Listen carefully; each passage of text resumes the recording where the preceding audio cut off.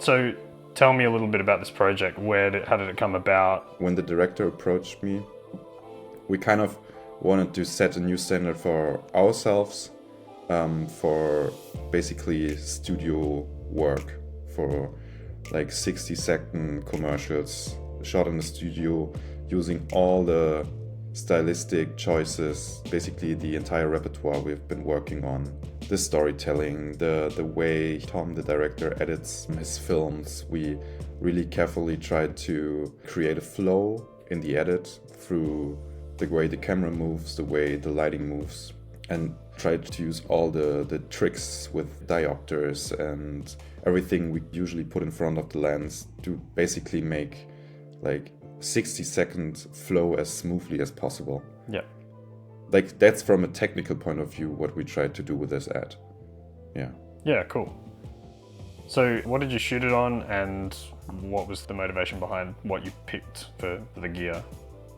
I'm gear agnostic, but for this project we actually went with a Alexa Mini and Zeiss standard speeds. And the choice for that was basically so Hawk Anamorphics, they have a rental in Germany that's called Vantage. They have an office in my town. We really get along really well with the guy, and he offered to sponsor this spot. So we basically paid just a flat fee and got the Mini, like the entire camera package for quite a good deal. And basically we wanted to go all out on this one, so that's why we shot it on the Mini. And with the lenses, I don't know, I just like the Zeiss standard speeds. They're really uncomplicated lenses that look good and are cheap, so that's a good combination, cheap and good. Yeah, no, they're I great. love this. Yeah. And so you mentioned filtration and stuff as well. You were using like diopters and all sorts of funny little things in front of the lens to kind of make it a bit more interesting. What was that all about? So for the product shots, I think there's one product shot, or no, it's like one transition shot that Tom uses, that we shot that on a Zeiss. Man, I love this shot so much. Basically, that was a happy accident, and I've been using this effect ever since. I'm always trying to sneak that in. I think that's the 50 mil. Mm-hmm. You know this filter kit, yeah, right? It's the Amazon $30 cheap diopter kit. Right. You get one diopter, you get a +2, you get a +4, and you get a +10, which is like, I think you cannot get this in the normal like 138 millimeter variant. Yeah. Like there's nothing out there quite like this. I think this is the +4, and I noticed that these diopters, they have curvature, and if you offset these diopters and you shoot through the curvature and then basically like move it like this, like this is the camera, and you move it like this, you get these smears. And if you basically, this is handheld, and you do it like this in front of the lens, or it's a smaller motion, but I'm exaggerating. Sure. And so you get these smears, and I love this. Yeah, it's really cool. And the director loves this as well. We have there's this other, I think it's from Prism Lens Effects, this handheld filter kit. It's just a handheld, basically it's a handheld split diopter, and it's like doesn't work for every project, doesn't work for every director, but if you have like these different focus planes, you can like this is the lens, and then you have this diopter, and you can change the focus planes organically. For these types of spots, it's really cool to give the editor or the director like points to cut. I think I heard it first. I think Patrick O'Sullivan from the Wandering DP podcast introduced me to him, the Bruno Availlon. He's like a French commercial photographer and director. Mm-hmm.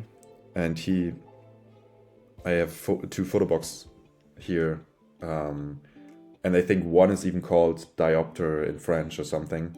And he does all this interesting shit with like where he takes Like he takes the big Schneider diopters, I think, and cuts pieces out of them. Like he's like these $400 filters and destroys them. Yeah. Yeah, nice.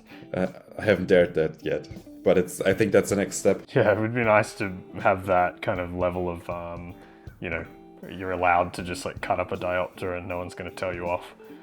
Yeah, that's just like, that's an expendable now. Yeah, crazy. You never know the true value of a moment until it becomes a memory. But in today's world, everything feels temporary, and there's not enough time to appreciate what's in front of us. But we believe that every moment is worth holding on to. That is why we've created beautiful tools to help you stop the time. So you can hold on to what means the most to you, right in your hand. Because life is a collection of memories. And all the magical moments make up the bigger picture. It's crazy how much you've packed into like 60 seconds. I feel like every time I watch it, I notice something else that I didn't see before. Yeah. I also think it's very dense.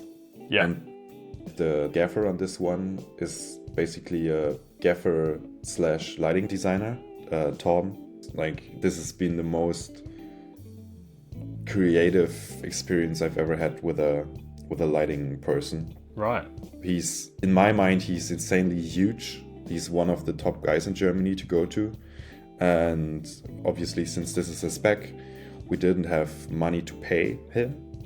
So I wrote him on Instagram, and I knew that he knew my work because he has worked with the same colorist I've been working with for like the last 2 years. And actually, the colorist produced his social spot that he was the lighting designer / gaffer on. So they worked quite closely together. And so he knew the last 3 to 4 spots we shot together, like Tom and I. And he basically instantly said yes. And then we had like first call that was like 3 hours where we just talked about what in general we wanted to do. Then I got back to Tom and we discussed what we actually needed. And then I had another 3-hour call with Tom to discuss the specifics. And the amount of ideas he had was so crazy. There is also there's this one BTS photo I shared with you, where you can see Thorben in front of his space station. And so I made the lighting plans. Yeah. He basically recreated these lighting plans in After Effects and used wiggle expressions and color overlays.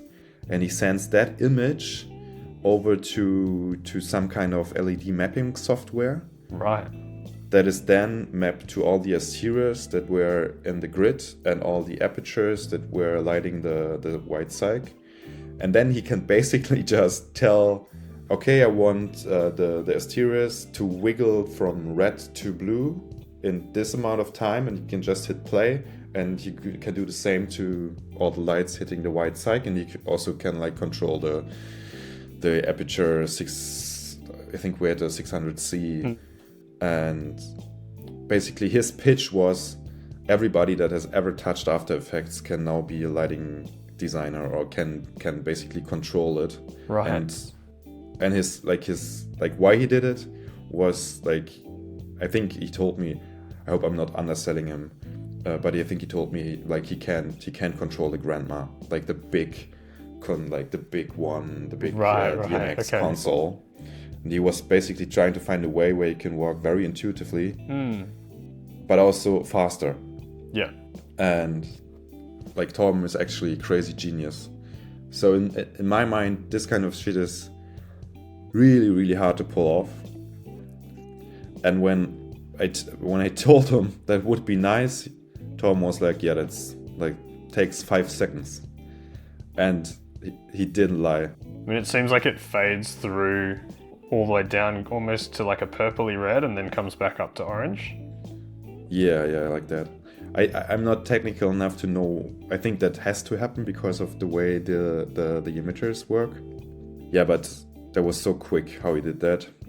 And yeah, I'm super happy we did it like that. Also, if I wanted like some complex lighting changes, just to try it out, I just told him over the intercom, and then he was like, and 10 seconds later or something insane, we could preview that and also A/B that, because he obviously could change every single step, and it always was like just a single touch of a button in After Effects.